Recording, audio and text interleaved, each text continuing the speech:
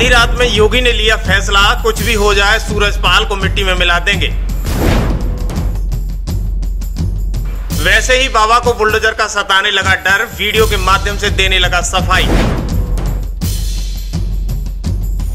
पहली बार सूरज उर्फ भोले बाबा ने न्यूज एजेंसी को दिया बयान, मीडिया के सवालों से डरा बाबा। मीडिया के सामने रटे रटाए शब्दों के साथ बोली चंद लाइनें और मृतकों से मांग ली माफी। बेहद बड़ी खबर, दरअसल सुबह ही सुबह एक वीडियो वायरल होता है। सामने कागज पर कुछ चंद शब्द लेकर ढोंगी बाबा प्रकट होता है। हाथरस में हुई 123 मौत पर सफाई देने लगता है। सफाई देने वाला कोई और नहीं, सत्यपाल और भोले बाबा है। आज 4 दिन बाद बाबा की आंखें खुली हैं और मृतकों को सांत्वना देने के लिए प्रकट हो गए हैं। लेकिन सवाल ये, आखिर अब तक अपने भक्तों के लिए प्रकट क्यों नहीं हुए बाबा? आखिर मरे हुए भक्तों को क्यों जिंदा नहीं कर पाए ढोंगी बाबा? 123 मौत का जिम्मेदार कौन, बाबा या आम जनता?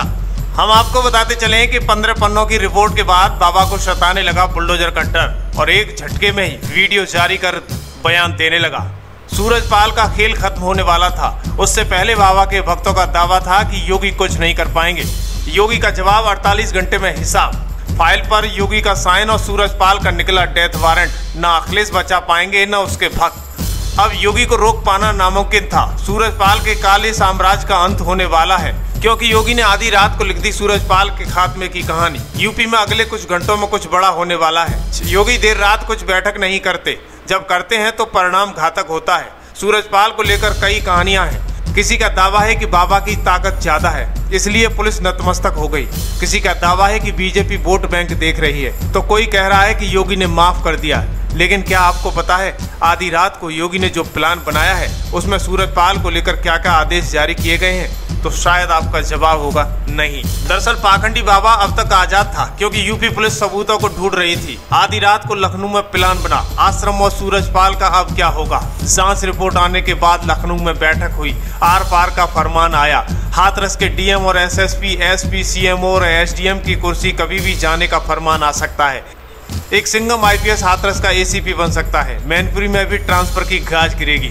एसआईटी की रिपोर्ट आने के बाद देर रात सीएम योगी की मीटिंग करने का मतलब क्या है? कुछ घंटों में सूरजपाल पर शिकंजा कसा जाएगा। कानपुर से भी सूरजपाल का कनेक्शन निकला है।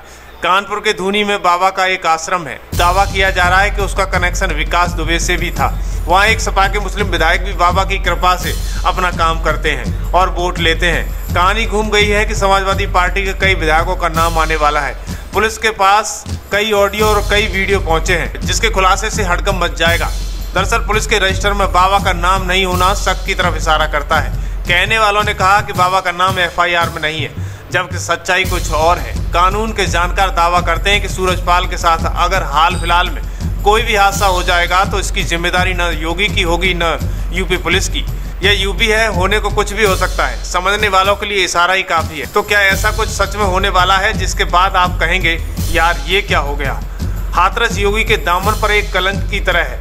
ये हाथरस की दूसरी घटना है जब योगी के इकबाल पर सवाल उठाए जाने लगे हैं। बाबा के 24 आश्रम को सीज करने का आदेश निकल चुका है। एसआईटी रिपोर्ट में लिखा गया है कि बाबा की संपत्ति सरकारी जमीन पर है। वो सरकारी जमीन क्या अखिलेश यादव की सरकार में मिलने का इशारा किया गया है? तो अब दूध का दूध पानी का पानी हो जाएगा। पीलीभीत में एक बड़े नेता का नाम सामने आने वाला है।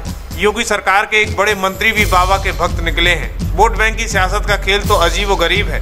बाबा को बचाने में अंदर खाने भाजपा के कुछ चंद एजेंट भी लगे हुए हैं, लेकिन सीएम योगी ने अंदर खाने एक रिपोर्ट तैयार कर ली है। बाबा पर कार्रवाई होना संभव है। पूरे भारत की जनता को योगी पर न्याय का इंतजार है। जनता चाहती है कि जिस बाबा का भौकाल है उस बाबा की जांच हो और बुलडोजर की रफ्तार बढ़े। जहां कहीं भी सत्यपाल के आश्रम सरकारी जमीन पर है उस पर बुलडोजर चले। ऐसा चले कि उसकी 7 पीढ़ियां याद करें। और मृतकों के परिजनों के प्रति लोगों को भारी संवेदना है। लोग मानते हैं कि बाबा के दौलत को मृतकों के नाम किया जाए, जिससे गरीब लोग अपना जीवन यापन कर सकें। लेकिन माना यह जा रहा है कि अगर सीएम योगी ने बाबा पर कार्रवाई की तो पश्चिमी उत्तर प्रदेश में भाजपा को आने वाले चुनावों में हार का सामना करना पड़ सकता है। पश्चिम में एक दलित नेता को राजनीति में फायदा मिल सकता है। इसलिए कुछ ऐसा होगा कि सांप भी मर जाएगा और लाठी भी नहीं टूटेगी। आखिर इस माफी का अब क्या मायने है? क्या बाबा माफी मांगकर उन सबको भ्रमित करना चाहता है? क्या पीड़ित जनता बाबा के इन बातों पर एक बार फिर से यकीन करेगी, या फिर से अंधविश्वास के अंधकार में जनता डूब जाएगी? क्या बाबा को सजा दिलाने में जनता भी सहयोग करेगी? इस खबर पर आपकी क्या राय है? कमेंट बॉक्स में जरूर लिखें।